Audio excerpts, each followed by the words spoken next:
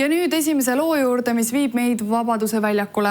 Laupäeval kogunesid sinna 10 000 inimesed, et näidata oma solidaarsust Ukraina rahvale, verisesse sõtta veetud rahvale, kes neil päevil peab eluhinnaga võitlema oma vabaduse eest. Ajal, mil Ukraina rahvas peab verist ja ebaõiglast võitlust oma vabaduse eest, küsivad väga paljud eestimaalased, mida mina saan teha või kuidas mina saan ukrainlasi aidata. Üks võimalus on näidata oma toetust ja seda siin Vabaduse platsil 10 000 inimesed teevadki.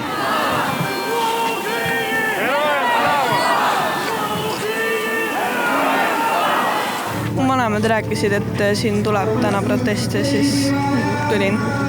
Vaba Ukraina, peatage Putin, ei sõjale.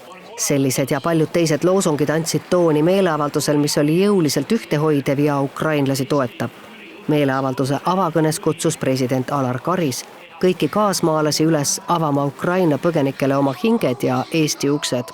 Isa ja vanaisana, lihtsalt inimesena on mul hingematvalt valus näha, kuidas Ukrainas lähevad pered koos lastega sõjajalust ei tea kuhu.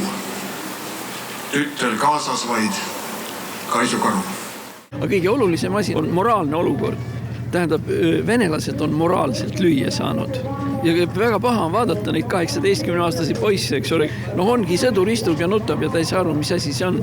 Ja pange siia samma kõrvale, ütleme ka Ukraina juhtkond nedagi, kes ütleb, no on, mis on, meie oleme siin ja nii edasi. Ja võt, see moraalne üleolek sünnib muide täna ka sellel väljakul. See on lihtsalt see, et mida me siin ka ei räägiks. Aga see sõnum, mis läheb maailmale ja Ukrainale on see, et me oleme moraalselt üle ja et meil on õigus.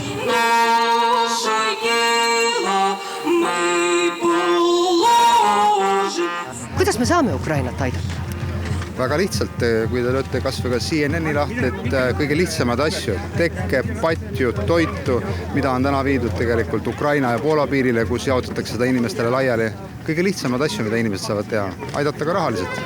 Üks on see, et me oleme südamest toetame neid ja samamoodi väljendame oma pahameelt, et sõda lõppeks, aga siiski ka asjade annetamisega ja toetamisega, et nad elaksid selle perioodi võimalikult valutult üle.